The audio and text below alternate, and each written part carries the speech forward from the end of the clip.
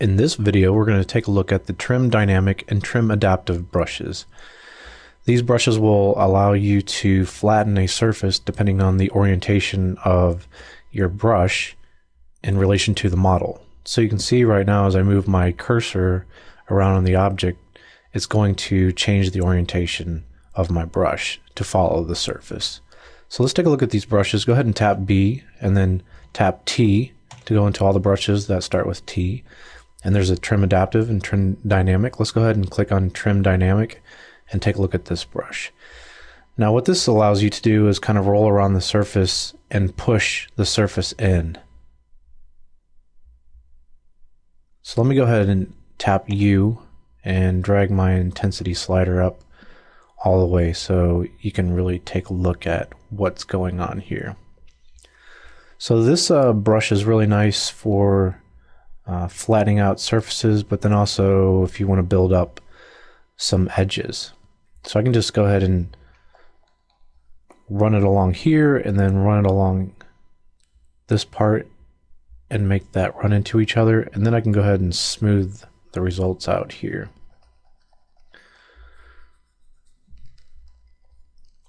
The nice thing about this trim brush is that it actually takes a look at the surface, so you can keep working around on your model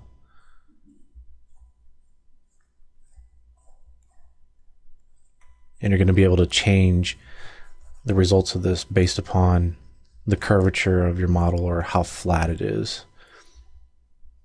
So it really takes into account the shape of your model for this one. So let's take a look at Trim Adaptive real quick. So go ahead and hit B to pull up your brushes, or you can click here, and we'll hit T to go into all the brushes that start with T, and then we'll click this right here for Trim Adaptive. Now Trim Adaptive works a little bit different. It looks at the orientation of your brush to the surface, and as soon as you click and draw out, it kind of just keeps pushing to that point. If I click and drag out, you can see it's not going to give me the type of results that I was getting with the Trim Dynamic. So this is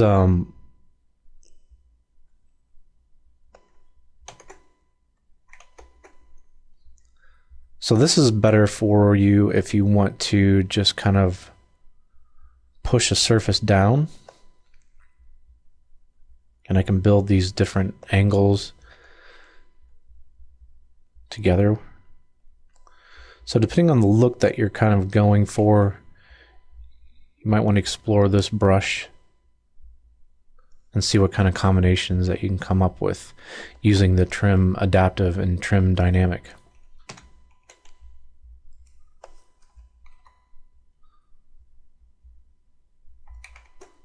So now after I've built those edges up, I could run this along here.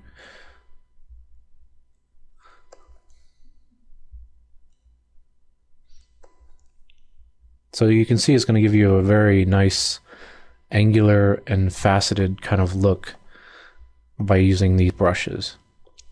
And it works really well if you're trying to build surfaces that look like they were hard surface modeled.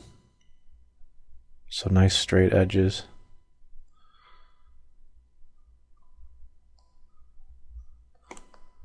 Now you might want to mix this with some of the other brushes and maybe rough out some shapes.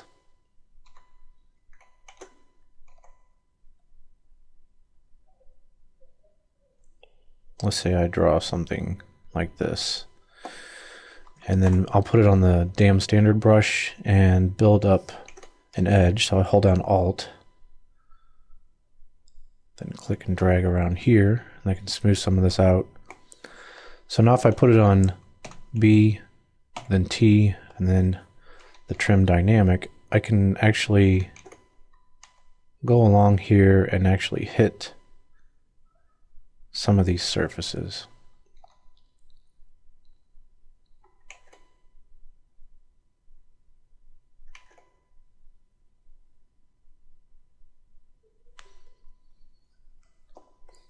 And I can go along this edge.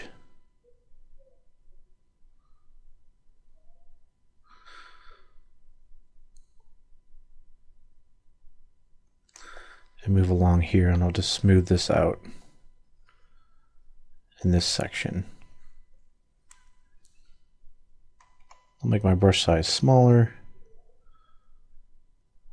then just tap along here.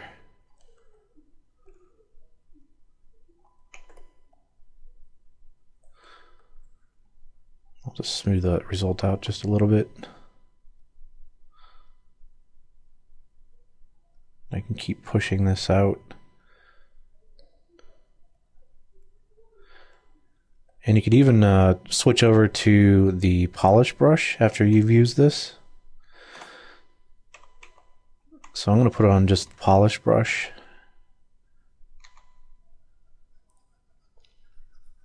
And you can kind of not really smooth the surface out, but just kind of work the surface a little bit to give it that polished type of look.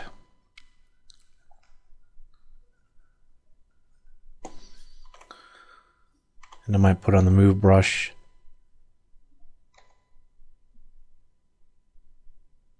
And pull this shape down to kind of define it a little bit more. I'll put it back on the damn standard brush, and I'll just hit along this edge here to tighten that up. So you can see the trim brushes in conjunction with the other brushes that you have. You're going to be able to quickly build up some surfaces that look like they've been hard surface modeled. Then at that point you could mix this together with maybe the standard brush. I put the stroke type on, drag rectangle, and then the alpha, just alpha 09. Now if I hold down Alt and drag that out, just make sure I'm right in the center.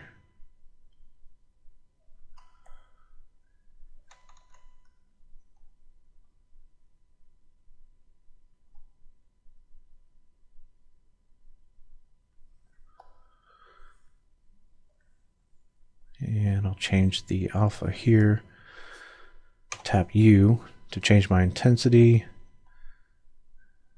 and drag out right in the center.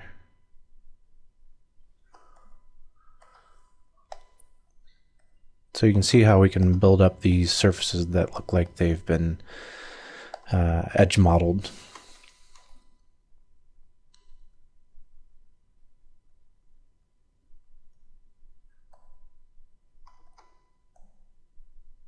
Let's check this here.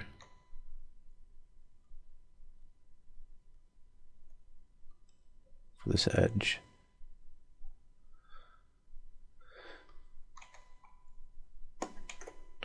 Now I can put this on the damn standard as well, and then hold down Alt, and I could just click along this edge to try to build that ridge up just a little bit more. So the reason I want to show you these techniques is because I'll be using these different brush combinations quite a bit to do the roughing out stage of some of these pieces that look like they've been hard surface modeled. And then after I have it roughed out, then I'll be going in and rebuilding the topology on this and making sure that I've got good topology. But I don't really want to worry about topology at all at the stage where I'm roughing everything out. I want to just have fun with exploring the different shapes and trying to make everything read correctly.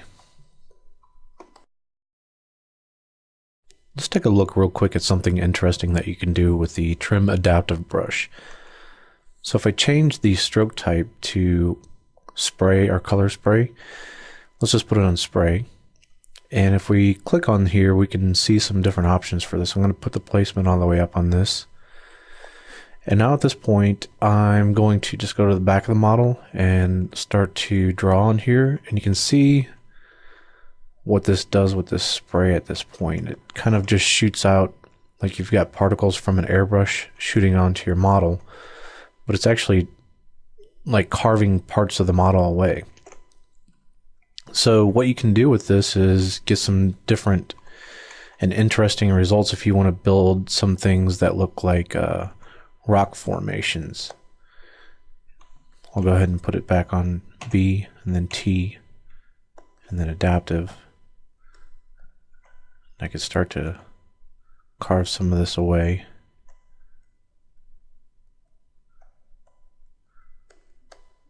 But I could hit some of this and vary my brush size larger and smaller, and then I could put it back on to either freehand or dots. Then I can start hitting some of these surfaces in here and not be too heavy-handed with it.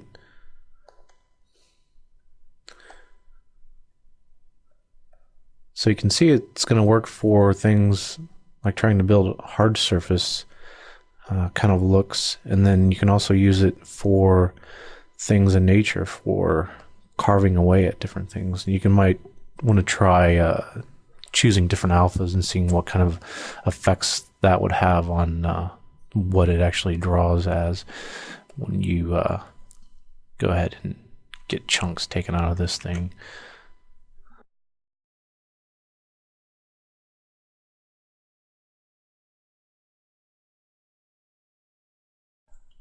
All right, so there's a little explanation of the difference between trim dynamic and trim adaptive brushes.